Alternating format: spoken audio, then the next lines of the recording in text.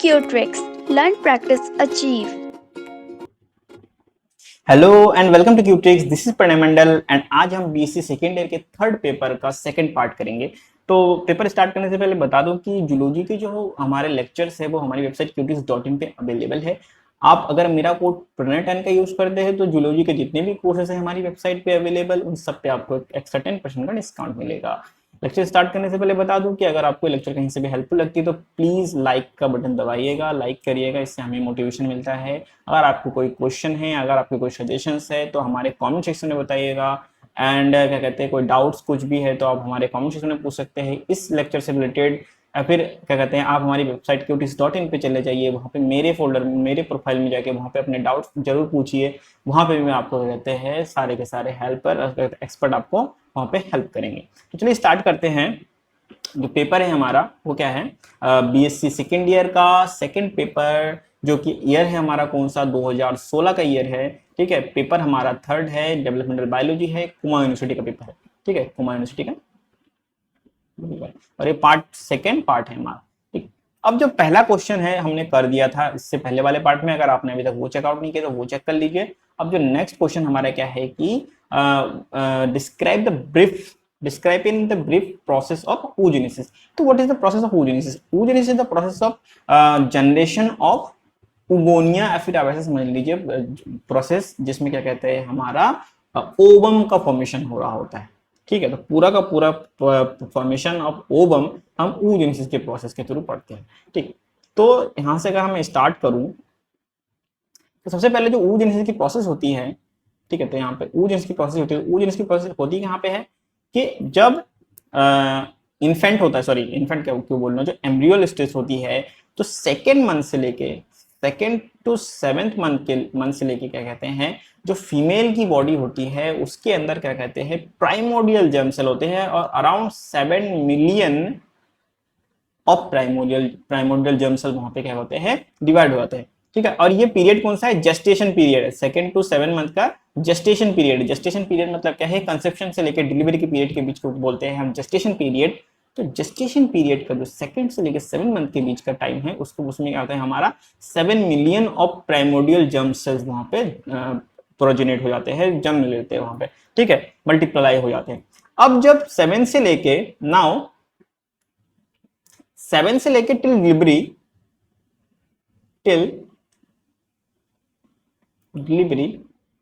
ठीक है, 7 से लेकर टिल डिलीवरी, तो मतलब 7th मंथ ऑफ जेस्टेशन से लेकर डिलीवरी होने तक क्या होता है, ये जो प्राइमोडियल जर्म सेल्स है तो इनमें क्या होता है अंबर सेल, इनको कहते हैं अंबर सेल्स। तो अंबर सेल रैपिडली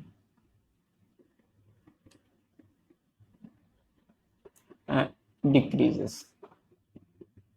ठीक है, एंड जैसे बर्थ हो जाती है तो फिर वहां पे वो हॉल्ट हो जाता है। ठीक, अब जो सेकंड से लेके 7 तक के बीच का पीरियड है जिसमें क्या कहते हैं मल्टीप्लिकेशन होता है, तो जब वो हॉल्ट होता है उस प्रोसेस को कहते हैं, वो किस पोजीशन में हॉल्ट होता है, वो हमारा डिप्लोटिन पोजीशन में, मैं बताऊंगा अभी थोड़ी देर बाद। ठीक है, तो अभी क्या है हमारा 7 टिल अंबर डिक्रीजेस। ठीक हो गया। अब हमारे पास क्या है कि जब हम बात कर रहे हैं oogenesis की बात, अब क्या होता है कि जो प्रोसेस होती है, प्रोसेस क्या होती है हमारी oogenesis की प्रोसेस में क्या होता है हमारा काम, वो ओवम का जनरेशन होता है। तो मतलब क्या है कि oogenesis is the process, oogenesis is a process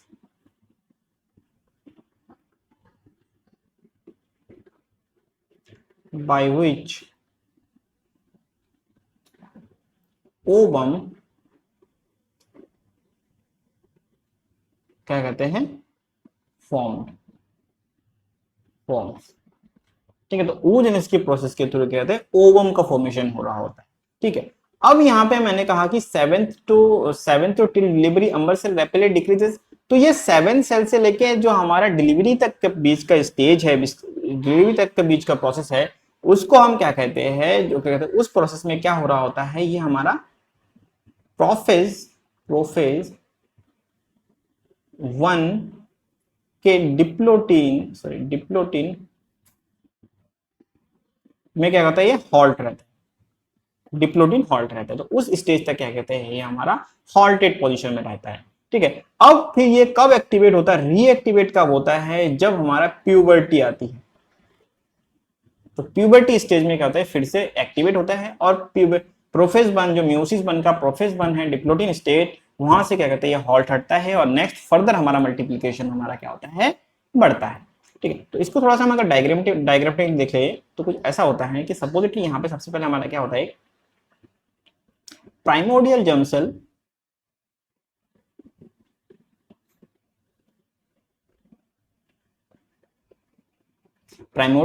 जो कि होता है हमारा डाइप्लॉइड।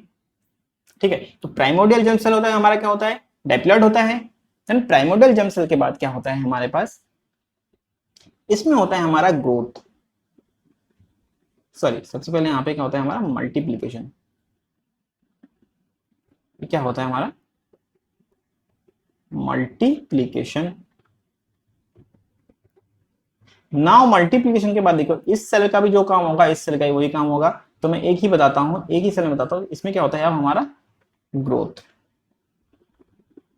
और ग्रोथ के लिए जो हार्मोन, ग्रोथ हमारा हार्मोन पर रिस्पॉन्सिबल होता है। और जो हार्मोन कौन सा होता है हमारा, कौन से हार्मोन होते हैं, गोनेडोट्रोपिक हार्मोन। ठीक है, तो जो गोनेडोट्रोपिक हार्मोन है वो क्या होते हैं, रिस्पॉन्सिबल होते हैं इन सेल के ग्रोथ के लिए। और इस सेल को क्या कहते हैं, यहाँ पे इस पोजीशन को, इस सेल को क्या कहते हैं हम, प्राइमरी oocyte। ठीक है, तो इसको कहते हैं हम प्राइमरी oocyte। अब इस पोजीशन में आके क्या होता है हमारा, यहां पे समझ लीजिए कि ये जो स्टेज है, ये स्टेज क्या हो गया हमारा, डिप्लोटिन हॉल्ट। क्या होता है हमारा, डिप्लोटिन पे आके हॉल्ट हो जाता है। यहां पे आके हमारा क्या होता है, डिप्लोटिन इसको ब्लॉक कर देता है। ठीक है, और ये स्टेज क्या आती है हमारी, एम्ब्रॉयनिक स्टेज। ठीक है, हमारा एम्ब्रियोनिक स्टेज। ठीक है, और ये सेकेंड मंथ से लेके 7 मंथ तक यहाँ पे क्या होता है, इसके अंदर ये oocyte बन रहे होते हैं प्राइमोडियल से। और यहां से जो डिप्लोटिन हॉल्ट होता है, डिप्लोटिन हॉल्ट क्या होता है हमारा, प्यूबर्टी तक, टिल प्यूबर्टी तक रहता है। ठीक है, अब जब यहाँ पे प्यूबर्टी आती है तो क्या होता है, बॉडी में हार्मोनल चेंजेस आते हैं। हार्मोनल चेंजेस जब आते हैं बॉडी में, तो हार्मोनल चेंजेस से क्या होता है कि अब ये प्राइमरी oocyte फर्दर डिवीजन के लिए रेडी करता है अपने आप को, और ये डिवाइड करता है 2 अनइक्वल बॉडीज में। तो एक छोटा पार्ट बनता है, एक बड़ा पार्ट बनता है। छोटे पार्ट को कहते हैं हम पोलर बॉडी, बड़े पार्ट को कहते हैं हम सेकेंडरी oocyte। ठीक है, अब नाउ क्या होता है, now the secondary oocyte further divides into 2, one polar body and one simple common cell which is known as ovum। ठीक है, now the primary oocyte is diploid while the secondary oocyte is haploid, so the ovum is haploid as well। Here is the division which is called meiosis 1 because the halt in diplotin is now removed। Okay, अब जो hormonal changes हुए हैं, दो hormones क्या होंगे हमारे, the first hormone will be luteinizing hormone. ठीक है, एंड द सेकेंड जो कि कहते हैं साइड रोल प्ले करता है, जिसे कहते हैं फॉलिकल स्टिमुलेटिंग हार्मोन FSH। ठीक है, तो LH डिपेंडेंट होता है ये प्रोसेस, प्राइमरी oocyte से सेकेंडरी oocyte का बनना LH डिपेंडेंट रहता है, जो कि प्यूबर्टी में आता है हमारा। ठीक है, तो LH डिपेंडेंट होता है ये। ठीक, अब यहां पे इसके बाद क्या होता है, मैच्यूरेशन पीरियड होता है, ये जो कहता है हमारा मैच्यूरेशन स्टेट। ठीक है, और जो टिल प्यूबर्टी, ये जो बीच का जो हॉल्टेड स्टेज है, डिप्लोटिन हॉल्टेड स्टेज को कहते हैं डिक्टेट स्टेज बोलते हैं। ठीक है, मैं लिख देता हूं डिक्टेट स्टेट। ठीक है, तो थोड़ा समझ गए यहाँ पे। तो जब ओवम का फॉर्मेशन होता है, LH एंड FSH के बीच में क्या कहते हैं हमारा हार्मोनल चेंज होते हैं, तो फिर यहाँ पे क्या होता है हमारा सेकेंडरी मियोसिस, यानी कि मियोसिस टू यहाँ पे हो रही होती है।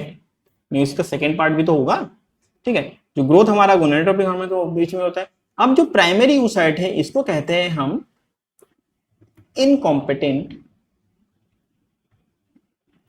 oocyte। जो सेकेंडरी oocyte है उसे कहते हैं हम कॉम्पिटेंट oocyte, ठीक है। तो ऐसे करके प्राइमोडियल जर्म सेल से लेके हमारा ओवम का जो फॉर्मेशन होता है, इस पूरी प्रोसेस को कहते हैं हम oogenesis की प्रोसेस, ठीक है। तो हमने थोड़ा सा यहाँ पे क्या कहते हैं oogenesis की प्रोसेस आपको समझ में आ गई। ओके, नेक्स्ट हमारा क्वेश्चन क्या है कि कॉर्टिकल ग्रेन्यूल्स। देखिए कॉर्टिकल ग्रेन्यूल्स क्या होते हैं। सबसे पहले कॉर्टिकल ग्रेन्यूल्स होते हैं क्या हमारे, they are present in inside the cytoplasm of egg मतलब ओवा की बात कर रहे हैं। They are present inside the cytoplasm of egg. अब साइटोप्लाज्म ऑफ एग में क्या होता है, ये प्रेजेंट होता है and these are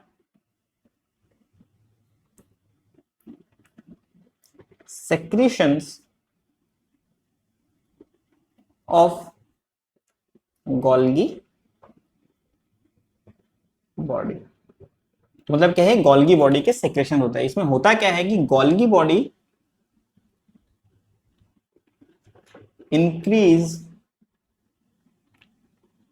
increases in size, Golgi body increases in size and proliferates and secrete vesicles, ठीक है। तो ये होते हैं हमारे, और इन्हीं वेसिकल्स को, इन्हीं जो वेसिकल, ये जो वेसिकल है इन्हीं वेसिकल्स को कहते हैं हम कॉर्टिकल ग्रेन्यूल्स, ठीक है। तो कॉर्टिकल ग्रेन्यूल्स क्या होता है, इनका जो मेन कैसा, ये होते कहाँ पे है, तो सपोज कि ये हमारा कोई एक एग है और इसके बाहर कहते हैं क्यूमुलस सेल है, ठीक है। तो अभी वो हमारा है नहीं, कोरोना रेडिएटा जिसे बोलते हैं वो हमारा है और वो है नहीं। तो ये हमारा क्या है, सबसे पहले ये प्लाज्मा मेम्ब्रेन है सेल का, और सेल के प्लाज्मा मेम्ब्रेन के सराउंडिंग में क्या कहते हैं, ये यहाँ पे रहते हैं, ठीक है। तो इसके अंदर क्या होते हैं, एंजाइम्स होते हैं जो कि क्या करते हैं, हमारे पॉलीस्पर्मी को ब्लॉक करने के काम आते हैं, ठीक है। अब अगर मैं इसको थोड़ा सा ऐसे बताऊं तो क्या करते हैं, सपोज जब स्पर्म फ्यूज्ड विद एग, तो क्या होता है, ये सिग्नल देता है कैल्शियम आयन रिलीज को। कैल्शियम आयन रिलीज सिग्नल करता है हमारा कॉर्टिकल ग्रेन्यूल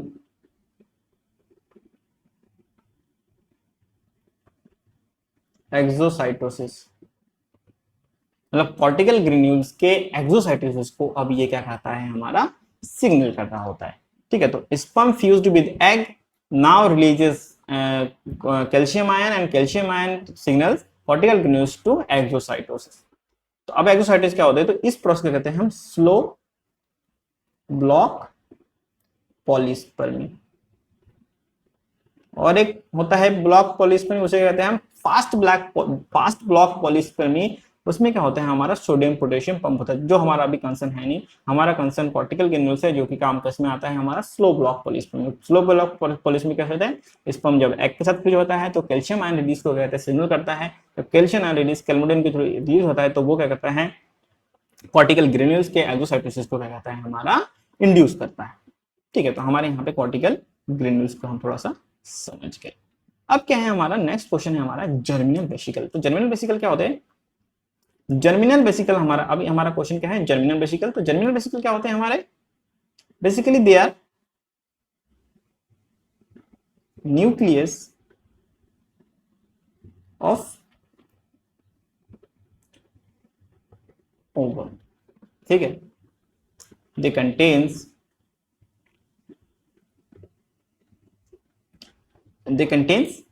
क्रोमेटिन यानी कि डीएनए एंड न्यूक्लियोलस, ठीक है। तो दे कंटेन क्रोमेटिन यानी कि डीएनए एंड न्यूक्लियोलस। डियर हम ऐसे ही बता सकते हैं कि अगर जर्मिनल वेसिकल की बात करेंगे, जब हम क्या कहते हैं, तो जर्मिनल वेसिकल में क्या होता है कि बेसिकली उसके अंदर जो भी हमारे क्रोमेटिन है, फिर जो भी हमारे उसके अंदर मटेरियल भरे होते हैं वेसिकल के अंदर, वो काम किस लिए आता है, वो फर्टिलाइजेशन के, जाइगोट फॉर्मेशन का काम आता है, ठीक है। तो fuses with sperm nucleus, sperm nucleus after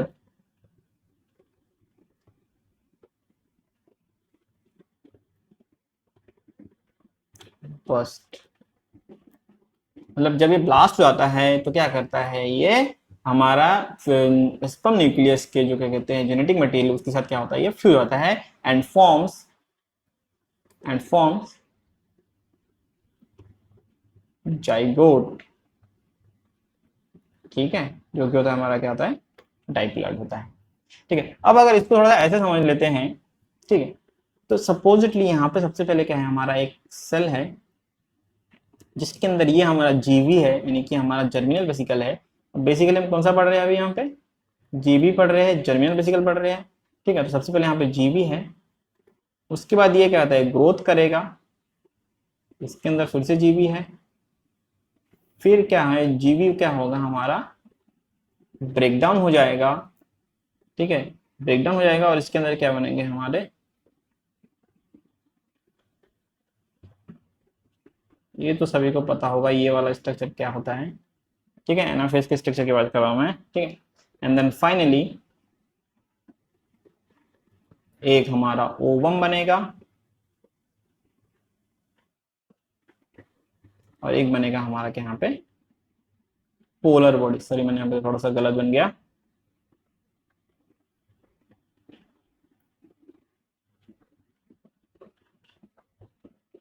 एक बनेगा हमारा ओवम, एक बनेगा हमारा पोलर बॉडी। अब देखिए जो ए वाला स्टेज है, इस स्टेज को कहते हैं हम क्या, प्राइमरी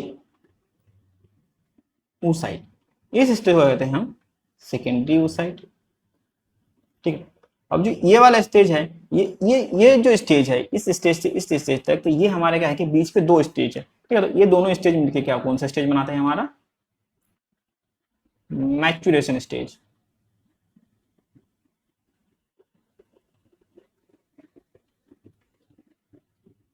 मैच्यूरेशन स्टेट। अगर मैं इसमें ऐसे बताऊं तो ये वाला जो प्रोसेस है, यहाँ पे क्या होता है हमारा, जर्मिनल वेसिकल ब्रेकडाउन स्टेज ये वाला हो गया, ठीक है। और यहाँ पे क्या होगा, हमारा मैच्यूरेशन होता है, पर सिंपल ये वाला जो प्रोसेस है क्या, हमारा ओवम फॉर्मेशन हो गया, और यहाँ पे क्या हो गया, हमारा पोलर बॉडी हो गई, ठीक है। तो यहाँ पे समझ गए प्राइमरी oocyte। अब जो प्राइमरी oocyte है, इसको हम बोलते हैं एंट्रल फॉलिकल। ये जो है सेकेंडरी oocyte, इसको हम बोलते हैं क्या, प्री ओव्यूलेटरी फॉलिकल, ठीक है। यहाँ पे जो क्या है, ये हमारा डिप्लोटिन हॉल्ट है, ये जो लाइन है डिप्लोटिन हॉल्ट के बाद के स्टार्ट की बात कर रहे हैं हम। और इस एरिया में यहाँ पे हमारा क्या होगा, प्री ओव्यूलेटरी फॉलिकल में यहाँ पे कौन से हार्मोन आएंगे हमारे, FSH एंड सॉरी, दो हार्मोन यहाँ पे काम करेंगे, FSH एंड LH। मेजरली ये LH पे डिपेंडेंट रहता है, बट FSH का भी काम यहाँ पे होता है, ठीक है। अब जो प्राइमरी oocyte को हम पहले ही बता दिया मैंने कि इनको कहते हैं इनकॉम्पिटेंट, और ये होता है हमारा क्या, कॉम्पिटेंट। ये बीच में यहाँ पे क्या है हमारा, ये डिप्लोटिन हॉल्ट स्टेट है, इधर ये आफ्टर प्यूबर्टी होगी तब स्टार्ट होगा, और ये क्या कहते हैं हमारा एम्ब्रियोनिक स्टेज है। इधर वाला जो एंट्रल फॉलिकल वाला स्टेट है ये हमारा क्या रहेगा, हमारा वो हॉल्ट वाला पोजीशन एंट्रल फॉलिकल में। अगर हम बात करें कि एंट्रल फॉलिकल स्टेट में क्या कहते हैं हमारा जर्मिनल वेसिकल हॉल्ट में रहेगा, ठीक है। फिर क्या कहते हैं प्री ओव्यूलेटरी फॉलिकल में जब आएगा तो सेकेंडरी ओसाइट फॉर्म कंपोटेंट हो जाएगा। फिर क्या कहते हैं यहाँ पे इसके बीच में कहते हैं जब जर्मिनल वेसिकल ब्रेकडाउन होगा तो इस पोजीशन में यहाँ पे दो फैक्टर होंगे, एक होगा हमारे क्या एनाफेज प्रोमोटिन कॉम्प्लेक्स और एक होगा मैच्योरेशन प्रोमोटिन फैक्टर। सेम यहाँ पे भी दोनों रहेंगे, और इनका काम होता है क्या हमारा, जब फ्यूचर में क्लीवेज हो रही होती है फर्टिलाइजेशन के बाद, तो फर्टिलाइजेशन के बाद क्लीवेज को क्या कहते हैं, जो फर्दर रिएक्शंस को कौन डेवलप कराता है, कौन कराता है, ये मैच्योरेशन प्रोमोटिंग फैक्टर्स का काम वहां पे होता है। तो यहाँ पे क्या कहते हैं जर्मिनल वेसिकल्स के बारे में आपको थोड़ा सा आइडिया लग गया। नेक्स्ट क्वेश्चन क्या है हमारा, एनिमल पोल। अब देखिए एनिमल पोल क्या होता है, अगर हम बात करें एनिमल पोल की,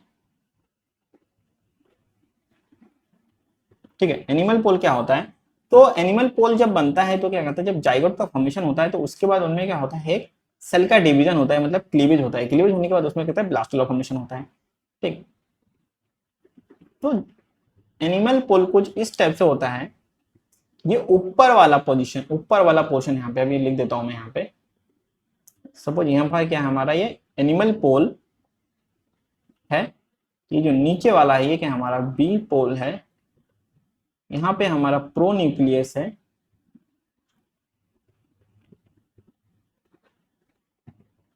और ये जो हमारा बीच में आपको एक हल्की सी पट्टी दिख रही है क्या हमारा मार्जिनल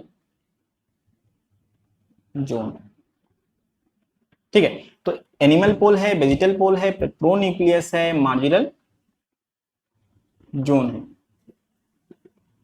अब एनिमल पोल के बारे में अगर लिखूं तो इसके अंदर देखिए एनिमल पोल में भी आपको क्या, ये एक ब्लास्टुला है। अगर मैं यहाँ पे ये बताऊं, ये पूरा का पूरा स्ट्रक्चर क्या है हमारा, एक ब्लास्टुला है, ठीक है। तो ब्लास्टुला में ऊपर भी सेल है, नीचे भी ब्लास्टोमियर्स है, ठीक है। तो जो ब्लास्टोमियर जो सेल्स है वो उसमें क्या कहते हैं, इन दोनों में क्या कहते हैं हमारा अंत डिफरेंस क्या है कि animal cell, sorry animal pole have cells with lesser amount of yolk। मतलब एनिमल पोल के जो सेल होंगे उनमें क्या होता है, जो अमाउंट ऑफ योक होगा वो क्या होगा, कम होगा कंपैरेटिवली वेजिटल पोल। अभी सपोजली कभी कभी ऐसा होता है कि उसमें अंदर होता भी नहीं है, ठीक है। देन क्या होगा यहाँ पे, the development rate, the development is faster। Development by means कि इनका डिवीजन, इसके अंदर जो सेल है उसका डिवीजन क्या होगा, एनिमल पोल के अंदर डिवीजन ज्यादा होगा कंपैरेटिवली। अगर मैं कंपेयर करूं वेजिटल पोल के तो क्या होगा, एनिमल पोल का डेवलपमेंट ज्यादा फास्ट होगा, ठीक है। जो मार्जिनल जोन है, marginal zone which separates animal pole and vegetal pole are नहीं, is known as grey crescent, ठीक है। तो ये बीच में जो पट्टी है आपको मार्जिनल जोन की पट्टी दिख रही है, क्या होता है हमारा ग्रे क्रेसेंट होता है। Animal pole give rise to ectoderm and endoderm. वहीं ग्रे क्रेसेंट हमारा मेसोडर्म का काम कर रहा होता है, एंड वेजिटल पोल खाली क्या करता है हमारा नरिशमेंट का काम कर रहा होता है, ठीक है। तो यहाँ पे हम समझ गए। अब एनिमल पोल के बारे में एक और चीज लिख देता हूं यहाँ पे, क्या है कि animal pole it is the site of sperm entry, मतलब ये उसी साइड में बनेगा जिस साइड में क्या था स्पर्म की एंट्री होगी। तो एनिमल पोल में ही स्पर्म की एंट्री हो रही होती है, ठीक है। तो आपको कहते हैं एनिमल पोल के बारे में थोड़ा सा यहाँ पे नॉलेज हो गया। नेक्स्ट क्वेश्चन में जब आगे बढ़ेंगे तो सबसे पहले ये कि describe the different cleavage patterns of cleavage. देखिए क्लीवेज क्या होता है, जब फर्टिलाइजेशन होता है, ठीक है, जब फर्टिलाइजेशन की प्रोसेस हो रही है, जब फर्टिलाइजेशन की प्रोसेस होती है मतलब जाइगोट का फॉर्मेशन हो चुका होता है, स्पर्म सेल के न्यूक्लियस का एग के न्यूक्लियस के साथ फ्यूजन हो चुका होता है, तो तब क्या होता है, वो जब जाइगोट जो डाइप्लॉइड जाइगोट है, अब उसमें क्या होता है, मल्टीपल माइटोटिक डिवीजन होते हैं। एंड इसी मल्टीपल माइटोटिक डिवीजन के डिफरेंट डिफरेंट पैटर्न्स होते हैं, मतलब इसका डिवीजन कैसे कैसे होता है उसके पैटर्न्स होते हैं। अब इन पैटर्न्स को इन्हीं पैटर्न्स को क्या कहते हैं, हम क्लीवेज पैटर्न कहते हैं, और इस प्रोसेस को कहते हैं हम क्लीवेज कहते हैं। तो चलिए थोड़ा पहले पढ़ लेते हैं क्या है। तो पहले मैं बता दूं क्लीवेज, ठीक है। अगर मैं डेफिनेशन की बात करूं क्लीवेज की, तो क्लीवेज का डेफिनेशन क्या होगा, after formation of zygote, after formation of zygote, cell start to form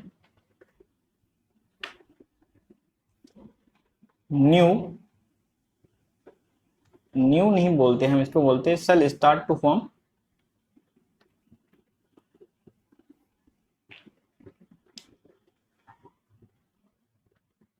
full body of, full body ऐसे समझ लीजिए कि फुल बॉडी, ठीक है, मतलब कि जो पेरेंटल बॉडी है उसकी बॉडी को क्या कहते हैं, कॉपी करना स्टार्ट कर देता है, ठीक है। तो after formation of zygote cell start to form full body. अब इस बॉडी के फॉर्मेशन के लिए क्या होता है, it requires cell division and these division are known as cleavage, ठीक है। तो it requires cell division and these division are called cleavage. Different egg में according to the placing of space में प्लेसिंग होती है एग की, तो egg के प्लेसिंग के अकॉर्डिंग डिफरेंट पैटर्न्स होते हैं। अगर मैं बात करूं क्लीवेज की, ठीक है, तो एग के अमाउंट के अकॉर्डिंग क्या कहते हैं, डिफरेंट हमारा क्या कहते हैं क्लीवेज पैटर्न बन रहे होते हैं, ठीक। तो अगर ऐसे में अगर मैं डिवाइड करूं एग के प्रेजेंस के अकॉर्डिंग, जो सेल होते हैं, सॉरी जो सेल होता है फिर जो एग होता है हमारा, वो कौन से होते हैं, तो सबसे पहला होता है हमारा आइसोलेसेथल। देखिए आइसोलेसेथल कौन से वाले एग हुए, isolecithal eggs are those which are uniformly distributed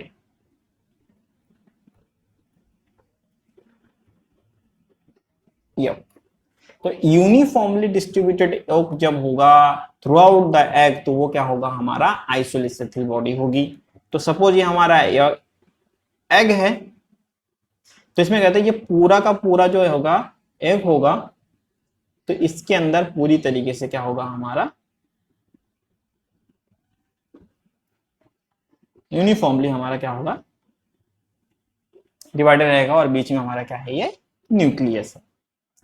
अब जब नेक्स्ट हम आइसोलेसेथल की बात करेंगे, तो आइसोलेसेथल के बाद क्या होता है हमारा सेकेंड टाइप, जिसमें योग के प्रेजेंस के अकॉर्डिंग दूसरा क्या है हमारा टीलोलिसाइथल। टीलोलिसाइथल में क्या होता है कि योग की प्रेजेंट क्या होता है, वन साइड, ये क्या होता है, साइड प्रेफरेंस करता है, साइड प्रेफरेंस, ठीक है। तो साइड प्रेफरेंस करता है। तो यहाँ पे अगर मैं बात करूँ, ये हमारा एग है, ठीक है, तो यहाँ पे होगा न्यूक्लियस, और क्या करेगा, ये इस टाइप में एक साइड में चला जाएगा, ठीक है। तो ए वाला साइड जो हमारा क्या कहता है खाली रह जाएगा, और एक साइड में क्या होगा, हमारा एक रह जाएगा। तो इस साइड को प्रेफर करता है। देन थर्ड होगा हमारा क्या, सेंट्रोलिसाइथल। देखिए सेंट्रोलिसाइथल एग कौन से होते हैं, सेंट्रोलिसाइथल एग में क्या होता है कि सपोज यहाँ पे हमारे पास एक एग है, ठीक है, उसका न्यूक्लियस यहाँ पे है, तो इसका जो एग तो योग का प्रेफरेंस होगा वो क्या होगा, सेंट्रल प्रेफरेंस, प्रीफरेंस। ठीक है, तो योग प्रेफरेंस कहां पे होगा, सेंटर में। तो मतलब क्या होगा यहाँ पे, कुछ ऐसे होगा। ठीक है, तो इस टाइप के हमारे पास तीन टाइप के कहते हैं हमारे एग मिलेंगे आपको, टीलोलिसेथल, आइसोलिसेथल, सेंट्रोलिसेथल। ठीक है, अब इसके अकॉर्डिंग उसके बाद हमारे पास क्या होता है, मीजोलिसेथल टाइप के भी होते हैं, फिर ए लिसेथल होते हैं। तो ये हमारे योग के अमाउंट का तो, लेकिन जो मेन हमारे पास मेजर हमारे पास क्या है, तो ये तीन टाइप के हैं। ये हमारे पास क्या है, टीलोलिसेथल। हाँ, अब जब इसके बाद हम पैटर्न की बात करते हैं, क्लीवेज पैटर्न की बात करते हैं, तो अब उसके अकॉर्डिंग अब सेल क्या करता है, सॉरी, जो, हाँ, जो जाइगोट है वो डिवाइड होता है। अब दो तरीके से डिवाइड होता है। एक में होता है कि ये कंप्लीट डिवाइड होता है, मतलब पूरा का पूरा डिवीजन होता है, पूरा प्रोसेस होता है इसके अंदर। ठीक है, साइटोकाइनेसिस से लेके। ठीक है, बट एक में होता है क्या, हमारा साइटोकाइनेसिस नहीं होती है, मतलब खाली न्यूक्लियस का डिवीजन हो रहा होता है, या फिर क्या कहते हैं, जो एओक वाला अमाउंट होता है उसका डिवीजन, पूरे सेल का डिवीजन होता है। मतलब ऐसे बोल सकते हैं कि एक में पूरे सेल का डिवीजन हो रहा होता है और एक में पूरे सेल का डिवीजन नहीं होता है, मतलब खाली एओक वाले पार्ट का, सॉरी, एओक लेस वाले पार्ट का क्या होता है, डिवीजन हो रहा होता है। तो सबसे पहला जो होता है वो क्या है हमारा, होलो ब्लास्टिक क्लीवेज। होलोब्लास्टिक क्लीवेज में क्या होता है हमारा, सबसे पहला जो हम बात करें होलोब्लास्टिक, तो it is a complete cleavage. ठीक है, उसे कहते हैं हम कंप्लीट क्लीवेज कहते हैं। ठीक है, तो कंप्लीट क्लीवेज में फर्स्ट जो पैटर्न है उसे क्या कहते हैं हम, रेडियल क्लीवेज।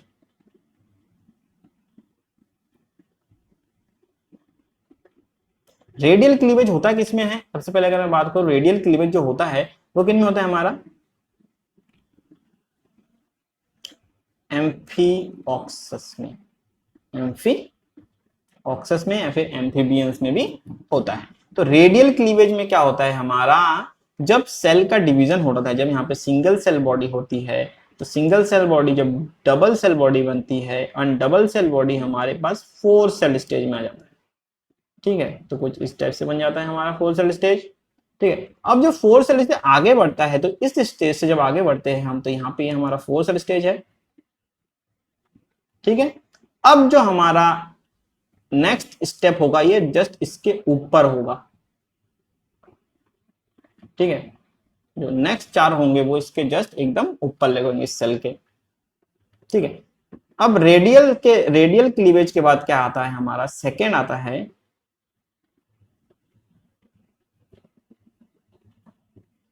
सेकेंड जो आता है वो क्या आता है हमारा, रेडियल क्लीवेज के बाद स्पाइरल क्लीवेज। ये मिलता किन में हमारा, एनालिड में, मोलस्क में, एनालिड्स और मोलस्क में मिल रहा होता है हमारा। ठीक है, तो एनालिड्स एंड मोलस्क में मिल रहा होता है हमारा स्पाइरल क्लीवेज। अब इसमें क्या होता है, जब single cell stage double cell में बनता है, एंड सेम पैटर्न से डबल से यहाँ पे 4 पे बन रहा होता है। ठीक है, ऐसे समझ लीजिए। तो अब अगर मैं थोड़ा सा इसका ऊपर से व्यू देखूं, तो कुछ ये इस टाइप से बनता है। ठीक है, तो यहाँ पे सपोज कर लीजिए कि ये 4 सेल है हमारे पास, 4 सेल स्टेज है।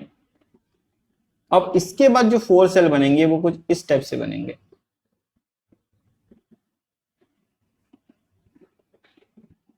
अब जो नेक्स्ट 4 सेल क्या आता है, जो बीच में ग्रुप्स बने हैं, क्या कहते हैं, जो ये वाला, अगर ये मैं बात करूं, ठीक है, तो जो सेल बनेगा वो कहां बनेगा, इसमें बनेगा। तो जो ग्रुव है, ये वाला जो पोर्शन है, ये जो ग्रुव है, इसके ऊपर बनेगा। तो स्पाइरल क्लीवेज में क्या होता है कि ग्रुप के ऊपर, जो 4 सेल स्टेज के बाद जो नेक्स्ट 4 सेल लाइन आती है, वो क्या होता है, ग्रुप के ऊपर पैटर्न रहते हैं, बूट जो ग्रुप के ऊपर वहां पे बनी हुई होती है। ठीक है,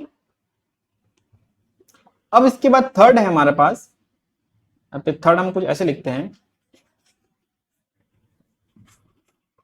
ठीक है, थर्ड हमारे पास क्या है, बायलेटरल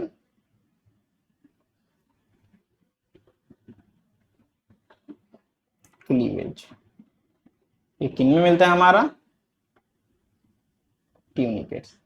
बायलेटरल क्लीवेज सबसे आसान वाला होता है। इसमें क्या होता है, सिंपल ये हो गया हमारा एक सिंगल सेल, ये बायलेटरल सिमेट्री आ गई, दो सेल बन गए, ठीक है। अरे ये तो जुड़े होने चाहिए थे, मैंने तो इसको इनके अंदर दूरियां पैदा कर दी, ठीक है। ये हो गया हमारा दो सेल, ठीक है। अब फिर से इनमें बायलेटरल क्लीवेज होगा और ये फिर से क्या हो जाएगा हमारा चार सेल, फोर सेल स्टेज आएगा। वैसे ही इसमें क्या होता है स्टेज, इसमें क्या कहते हैं बायलेटरल क्लीवेज होती रहेगी, मतलब दो मिरर इमेजिंग, मतलब अगर मैं इसमें बात करूं तो इसमें क्या होता है ये मिरर इमेज का फॉर्मेशन में काम कर रहा होता है, ठीक।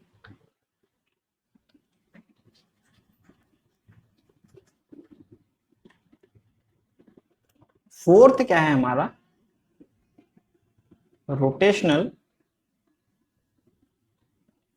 क्लीवेज। रोटेशनल क्लीवेज किसमें होता है, मैमल्स में हो रहा होता है। एंड रोटेशनल क्लीवेज में क्या होता है, मैमल्स में होता है। और ये मैमल कैसे करते हैं काम, पहले सबसे पहला डिवीजन होता है वो क्या होता है मेरो,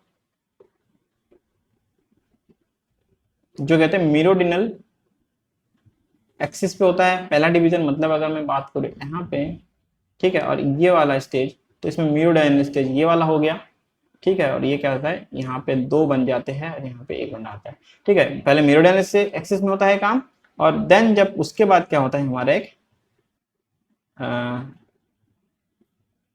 मेरोडिनल एक्सिस के बाद एक्सिस में काम होता है। एंड उसके बाद क्या होता है हमारा इक्वाटोरियली, ठीक है। थोड़ा दिमाग से निकल गया था मेरे, कौन सा स्टेज था नाम भूल गया था मैं, ठीक है। इक्वाटोरियल, तो इसमें क्या होता है कुछ ऐसे ऐसे डिवीजन होता है, ठीक है। तो फिर से ये बनता तो दो ही है, बट जो पैटर्न है डिवीजन का वो बढ़ जाता है। तो होलोब्लास्टिक क्लीवेज में कुछ इस टाइप से डिवीजन हो रहा होता है। होलोब्लास्टिक के बाद क्या है हमारा, अब कंप्लीट क्लीवेज हो गया। अब हमारा क्या है नेक्स्ट है मीरो ब्लास्टिक क्लीवेज। ये क्या होता है हमारा, इसे हम बोलते हैं incomplete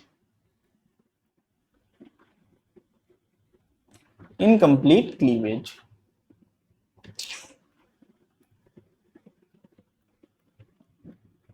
incomplete cleavage. Incomplete cleavage में क्या होता है हमारा, इनकम्प्लीट क्लीवेज में होता है हमारा, अगर मैं ऐसे बात करूं तो only the portion of egg containing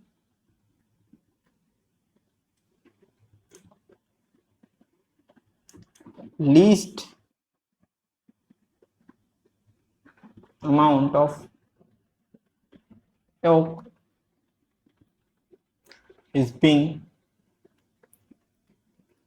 divided। मतलब क्या है कि जो एग का वो पोर्शन जिसमें कहता है एग का अमाउंट बहुत ही कम है, वही वाले क्या करेंगे इस टाइप की क्लीवेज को शो करेंगे। अब इसमें दो टाइप होते हैं। फर्स्ट होता है हमारा क्या डिस्कॉइडल।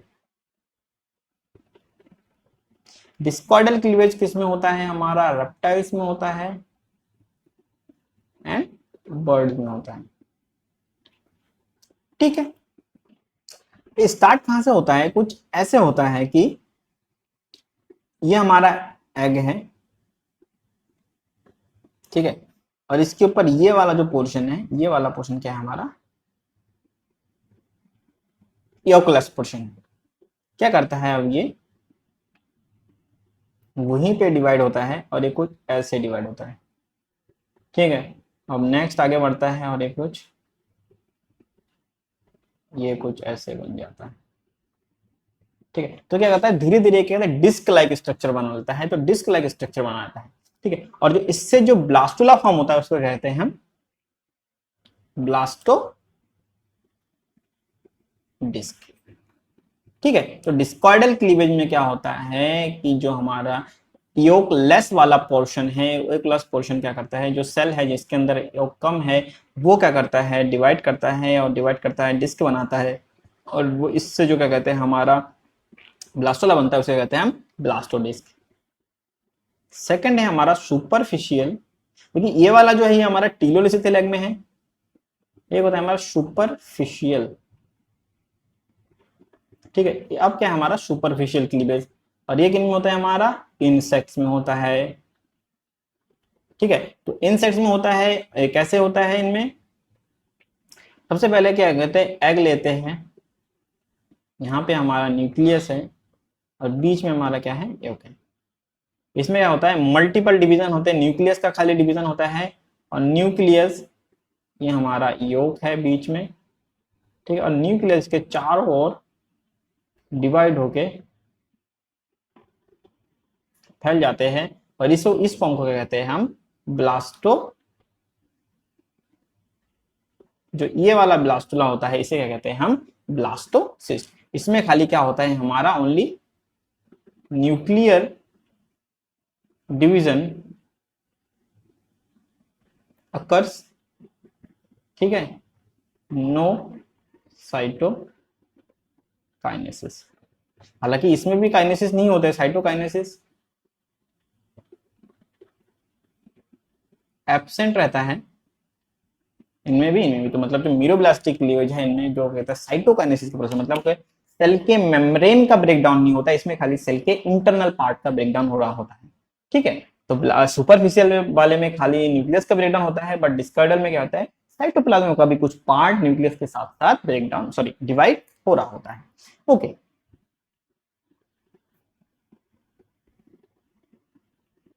नेक्स्ट क्वेश्चन क्या है हमारा, नेक्स्ट क्वेश्चन है हमारा फर्टिलाइजेशन। ठीक है, देखिए फर्टिलाइजेशन एंड इट्स के सिग्निफिकेशन, तो दोनों एक साथ ही कर लेते हैं। देखिए तो सबसे पहले फर्टिलाइजेशन क्या होता है,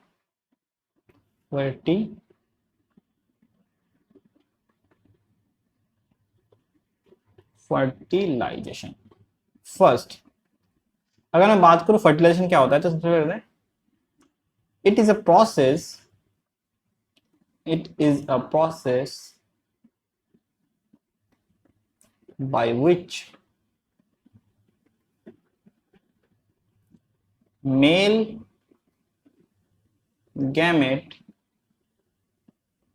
fuses with female gamete and forms an diploid, forms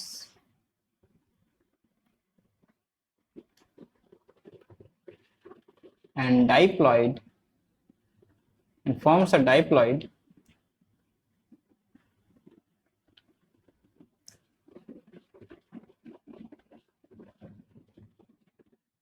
zygote, and forms a diploid zygote। ठीक है, तो कहते it is a process by which male gamete fuses with female gametes and forms a diploid zygote. अब diploid zygote जब formation हो जाता है, diploid gametes का फॉर्मेशन जब हो गया होता है, तो इसमें क्या होता है, इसका मेन जो काम होता है, इसका अब सिग्निफिकेंस की बात करेंगे जब हम, तो सिग्निफिकेंस का काम क्या होता है, तो सबसे पहले क्या होता है, इसका काम होता है transmission of genetic information from one generation to next। ठीक है, तो मतलब जो जेनेटिक इंफॉर्मेशन का ट्रांसमिशन होता है वो फर्टिलाइजेशन के थ्रू ही होता है। ठीक है, एंड देन सेकंड क्या होगा कि induces reactions involved in the development of egg, development of egg. तो फर्स्ट हो गया और सेकंड हो गया। तो इसका सेकंड काम क्या है कि जब फर्टिलाइजेशन हो जाता है, जब ट्रांसमिशन हो जाता है, तो क्या करता है, अब ये उन रिएक्शंस को भी इंड्यूस करता है जिसके थ्रू क्या कहते हैं, वो एक एग जो सर्टेन ऑर्गेनिज्म में कन्वर्ट हो, बदल जाए ऑर्गेनाइजेशन, उसके अंदर प्रॉपर सारे के सारे cleavage, blood solution, gas solution, ये सारे की सारी प्रोसेस हो जाए। तो अगर मैं बात करूँ एक प्रोसेस फर्टिलाइजेशन की, तो सबसे पहले क्या होता है कि जब फर्टिलाइजेशन आता है,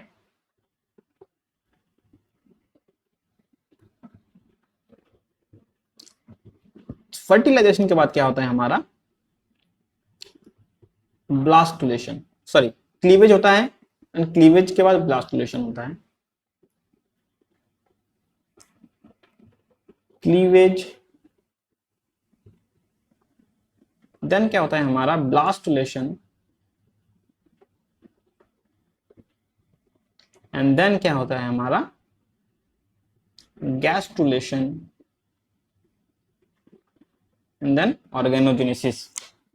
ठीक है, ऑर्गेनोजेनेसिस। फिर अगर किसी ऑर्गेनिज्म में मेटामॉर्फोसिस है तो उसमें मेटामॉर्फोसिस होता है, और हमारे मेटामॉर्फोसिस, ह्यूमन में मेटामॉर्फोसिस होता है, हमारे मेटामॉर्फोसिस नहीं होता है। ठीक है, तो ऐसे होता है हमारा क्या कहते हैं जो पूरा का पूरा प्रोसेस चल रहा होता है फर्टिलाइजेशन के बाद। ठीक है, अब क्या कह रहे हैं कि जब फर्टिलाइजेशन की प्रोसेस होती है, तो फर्टिलाइजेशन के प्रोसेस में क्या कहते हैं हमारे मेजर स्टेप जो होते हैं वो 4 मेजर स्टेप होते हैं। ठीक, तो सबसे पहला जो स्टेप होता है, अगर मैं ऐसे बताऊं तो जब स्पर्म न्यूक्लियस, जो स्पर्म का न्यूक्लियस जब एग के न्यूक्लियस के साथ क्या होता है फ्यूज कर जाता है, तो उसी टर्म को क्या कहते हैं हम फर्टिलाइजेशन कहते हैं।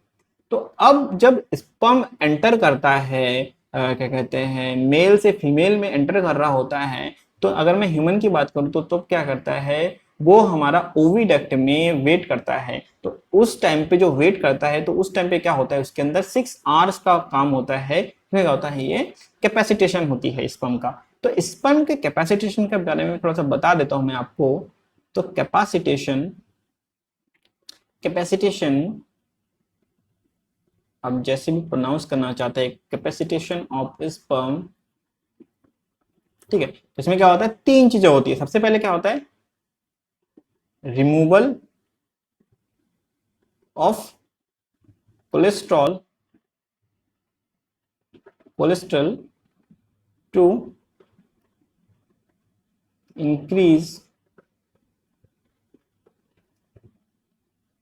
Plasma membrane permeability of sperm। ठीक है, तो removal of cholesterol to increase plasma membrane permeability of sperm. इस कोलेस्ट्रॉल कहां पे होता है प्लाज्मा मेम्ब्रेन पे होता है। तो प्लाज्मा मेम्ब्रेन से क्या होता है अब जो कहते हैं कोलेस्ट्रॉल निकल जाता है। ठीक है, सेकंड होगा हमारा क्या removal of proteins which inhibits the sperm egg connection।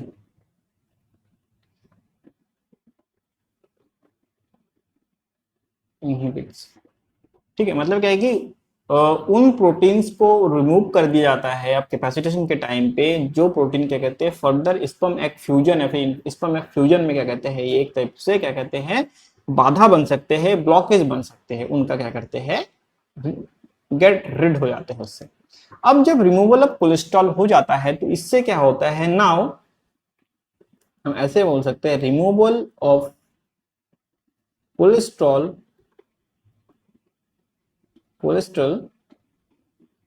provides clear sight of sperm fusion at zona pellucida of।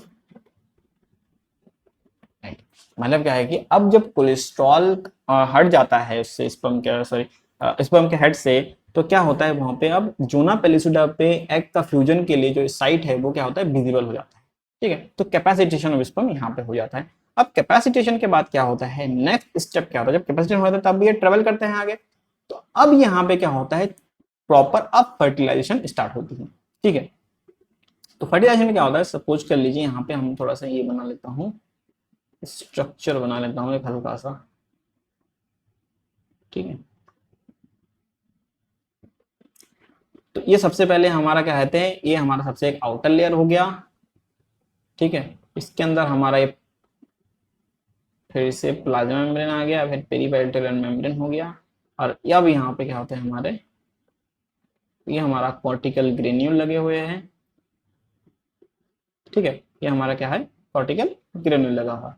अब इस टाइम पे क्या होता है, सबसे पहले इसके ऊपर क्या होते हैं हमारे,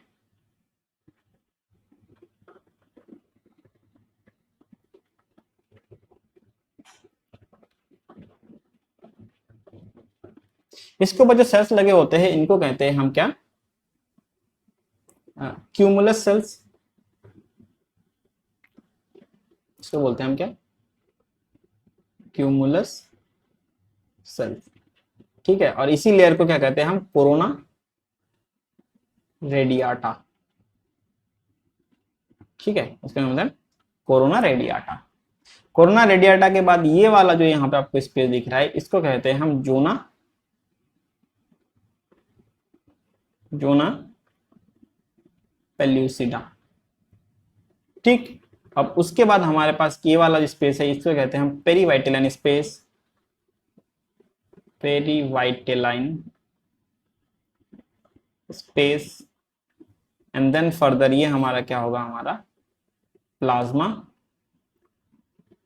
मेम्ब्रेन। ठीक है, यहाँ पे क्या कहते हैं हमारा एक्स साइटोप्लाज्म, ये हमारा क्या है, कॉर्टिकल ग्रेन्यूल्स।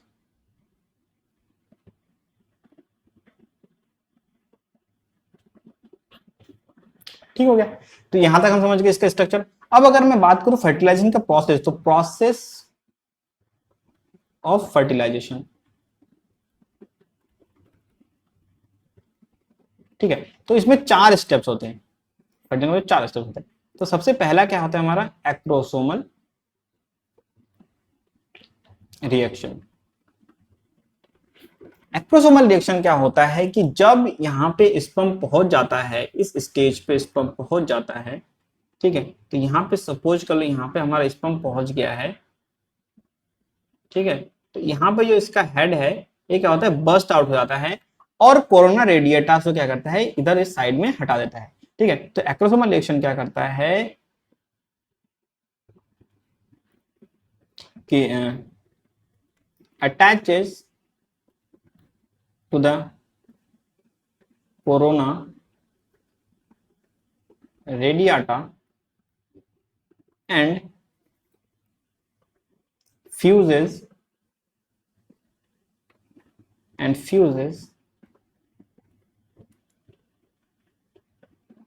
with them। मतलब जो कोरोना रेडिएटा के साथ जब अटैच होता है हमारा, जब कॉन्ट्रैक्शन होता है, तो क्या होता है, एक्रोसोम है जो स्पर्म का हेड है, स्पर्म के हेड पे एक्रोसोम होता है। ठीक है, और यहाँ पे इसका एक न्यूक्लियस भी होता है। ठीक है, तो एक्रोसोम क्या करता है, एक्रोसोम हमारा वो क्या करता है, वहां पे बस्ट होता है, और कोरोना रेडिएटर के ऊपर जो क्यूमुलस सेल्स है, तो क्यूमुलस सेल को वहां पे क्या करता है, वो उसको हटा देता है। जब ये हट जाता है तो क्या करता है, एक्रोसोम भी चला जाता है, ये भी चला जाता है, और इसके यहाँ पे जो हमारा क्या कहते हैं, यहाँ पे एक एक्टिन फिलामेंट है, एक्टिन फिलामेंट करता है जोना पेलिसोडा के साथ हमारा क्या होता है, कनेक्ट हो जाता है।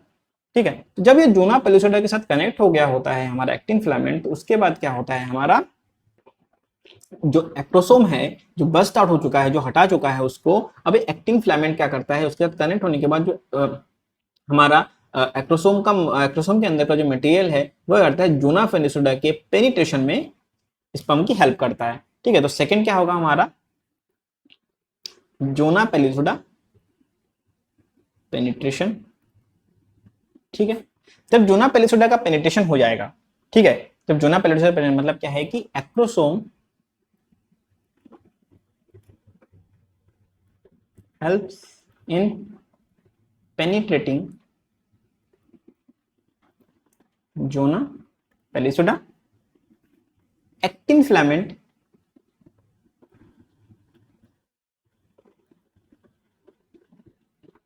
plays key role in this process. ठीक है, वही तो। अब एक्टिन फिलामेंट की रोल इसलिए बोल रहा हूं क्योंकि वही होते हैं जो क्या करते हैं, न्यूक्लियस है स्पर्म का, उसको खींच के बाहर ले आते हैं। अब जो इसकी पूरी बॉडी है वो यहीं पे रुक जाएगी, सॉरी पूरी बॉडी बोल रहा हूं, इसका जो हेड वाला पोर्शन है यहाँ पे बस्ट आउट हो जाएगा, एंड ओनली न्यूक्लियस वाला पार्ट जो है वो क्या करेगा, एंटर कर जाएगा, और यहाँ पे एंटर इसकी कुछ ऐसे हो जाएगा। ठीक है, तो कुछ इस टाइप का इसका ऐसे अंदर हो जाएगा जब ये एंट्री हो जाएगी इसके अंदर, और यहाँ पे इसका ये हमारा क्या कहते हैं, ये होगा हमारा न्यूक्लियस। अब इसको मैं थोड़ा सा अलग कलर से इसलिए बना रहा हूँ ताकि आपको थोड़ा सा दिख जाए इसके अंदर। ठीक है, अब इसके अंदर क्या होता है, हमारा यहाँ पे न्यूक्लियस हो जाएगा। अब ये न्यूक्लियस में क्या होगा, देखिए मैंने क्या बताया आपको कि जोना पेलिसुडा पेनिट्रेशन के बाद क्या होगा कि जब हमारा जोना पेलिसुडा को एंटर कर जाएगा, पेनिट्रेट कर जाएगा, तो एक्सोसोम चला जाएगा।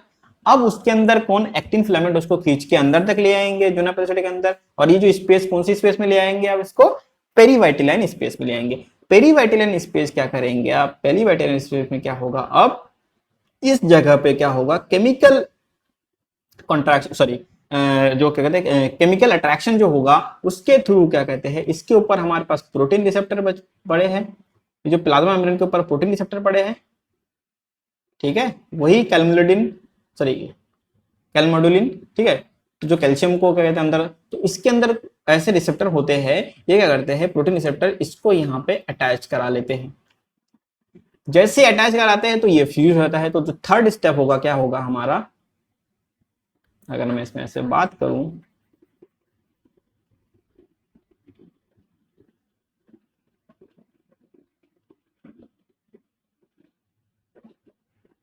थर्ड स्टेप होगा वो क्या होगा हमारा,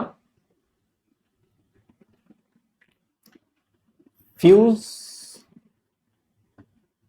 with plasma membrane.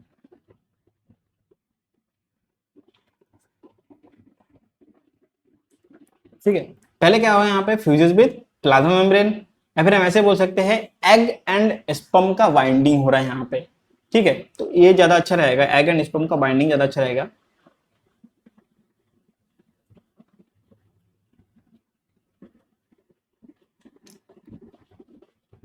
Egg sperm binding, जब जो स्पर्म आ गया, अब क्या होगा, इस प्लाज्मा मेम्ब्रेन के साथ क्या होगा, यहाँ पे ये अटैच हो जाएगा। ठीक है, अब यहाँ पे जो प्लाज्मा स्पर्म है ये क्या होगा, इसके साथ यहाँ पे पूरी तरीके से क्या होगा, अटैच हो जाएगा। ठीक, और यहाँ पे जो इसका न्यूक्लियस है इसके ऊपर चिपक जाएगा। अब जब ये हो जाएगा, इसके बाद क्या होगा, इसके अंदर यहाँ पे होंगे reactions by means calcium ion pump का, वो क्या होगा, वो हो जाएगा कैल्शियम, जो कैल्शियम आयन वाला पंप है, जो क्या कहते हैं कैल्मोडिन वाला चैनल है, कैल्शियम आयन चैनल है, वो यहाँ पे एक्टिवेट हो जाएगा, और कैल्शियम आयन इसके पूरे ऊपर क्या करेंगे, यहाँ पे IP3 एंड डैग जो डाइसिल ग्लिसरॉल वाला है, क्या करेंगे, सारे के सारे यहाँ के अंदर के जो कॉर्टिकल ग्रेन्यूल्स है उसको क्या करें, बाहर सिक्रेट करने के लिए ट्राई करेंगे, इसको कहते हैं बाहर, इसका एक्सोसाइटोसिस हो जाएगा, और इसके पूरे ऊपर क्या करेंगे, एक्सोसाइटोसिस मतलब कॉर्टिकल ग्रेन्यूल्स क्या होंगे, बिखर जाएंगे। ठीक है, जब कॉर्टिकल ग्रेन्यूल्स बिखर जाएंगे तो मतलब इसके अलावा ऐसा तो नहीं कि एक ही स्पर्म आ रहा हो उस जगह पे, तो उस एक स्पर्म के अलावा जो स्पर्म उसके साथ कनेक्ट हो चुका है, कनेक्ट होने के बाद ही ये पूरे के पूरे आउटर लेयर में क्या करेंगे, यहाँ पे इस साइड में कॉर्टिकल ग्रेन्यूल्स यहाँ पे पेरीवाइटल स्पेस में पूरी तरह से फैल जाएंगे, ताकि कोई दूसरा स्पर्म आके हमारे जो फ्यूजन है उसको खराब ना कर सके। तो एक स्पर्म बाइंडिंग के बाद जो फोर्थ पोजीशन पे आएगा, फोर्थ में क्या होगा हमारा, फ्यूजन। ठीक है, फ्यूजन होगा, जिससे क्या कहते हैं, अब इस टाइम पे क्या होगा हमारा, जब जैसे यहाँ पे हो जाएगा तो पॉलीस्पर्मी की ब्लॉकेज होगी, तो फर्स्ट हमारा क्या होगा, जैसे यहाँ पे अटैच हुआ तो सोडियम पोटेशियम पंप स्टार्ट हुआ, सोडियम पोटेशियम पंप स्टार्ट होते ही इसके प्लाज्मा मेम्ब्रेन के सराउंड में क्या कहते हैं, जो पॉजिटिव चार्ज है वो बढ़ जाता है, मतलब डीपोलराइजेशन हो जाता है, जिसके कारण क्या कहते हैं, जो दूसरा कोई स्पर्म इसमें अटैच नहीं हो पाता है, एंड जैसे ही थोड़ी देर बाद जब पोटेशियम आयन पंप फिर से क्या कहते हैं न्यूट्रल हो जाता है, यानी कि डीपोलराइजेशन का इफेक्ट खत्म हो जाता है, तब तक कॉर्टिकल ग्रेन्यूल्स क्या होते हैं, बाहर बिखर जाते हैं और फर्दर जो पॉलीस्पर्मी है यानी कि ब्लॉकेज, स्लो ब्लॉकेज पॉलीस्पर्मी इसलिए कहते हैं ताकि क्योंकि ये बाद में होता है। ठीक, अब क्या कहते हैं कि जब यहाँ पे फ्यूजन हो गया, फ्यूजन के बाद अब क्या होगा, इस पोजीशन में क्या होगा, इस जगह पे जो हमारा न्यूक्लियस है, न्यूक्लियस क्या होगा, इसके अंदर हमारा एंटर कर जाएगा।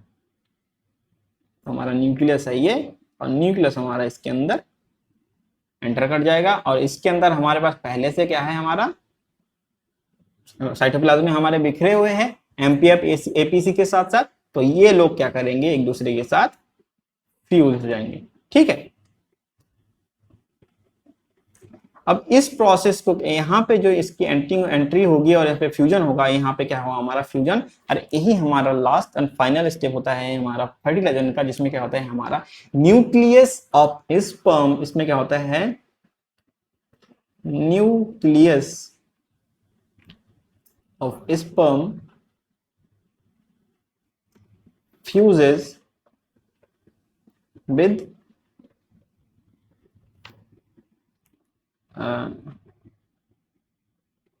nucleus of egg and forms zygote. और जब यहाँ पे हो जाएगा तो ये जो पूरा सेल होगा आप क्या बनेगा, यहाँ पे अब जाइगोट बन जाएगा। ठीक है, तो ये हो गया हमारा पूरा का पूरा प्रोसेस ऑफ फर्टिलाइजेशन। इसके अंदर मैंने स्लो ब्लैक पॉलीस्पर्मी बता दी, पॉलीस्पर्मी की ब्लॉकेज कैसे होती है, फास्ट ब्लैक पॉलीस्पर्मी भी बता दी। तो इसी के साथ हमारा पेपर थर्ड का सेकेंड पार्ट यहाँ पे खत्म होता है। ठीक, तो अगर आपको अच्छा लगा तो प्लीज लाइक करिए, अगर आपकी कोई क्वेश्चन है, कोई सजेशन है तो हमारे कमेंट सेक्शन में बताइए। और जूलॉजी के जो कोर्सेज हैं हमारी वेबसाइट qtix.in पे अवेलेबल है, आप जाइए हमारी वेबसाइट qtix.in पे, जूलॉजी के सारे कोर्सेज वहाँ पे अवेलेबल हो रहे हैं। अगर आपने क्या कहते हैं मेरा कोड PRENET का यूज किया तो जूलॉजी के जितने भी कोर्सेज हैं उन सभी कोर्सेज पे आपको क्या मिलेगा, एक एक्स्ट्रा 10% का डिस्काउंट मिलेगा। तो चलिए इसी के साथ हम आज का ये लेक्चर यहीं पे खत्म करते हैं। स्वस्थ रहिए, मस्त रहिए, टाटा।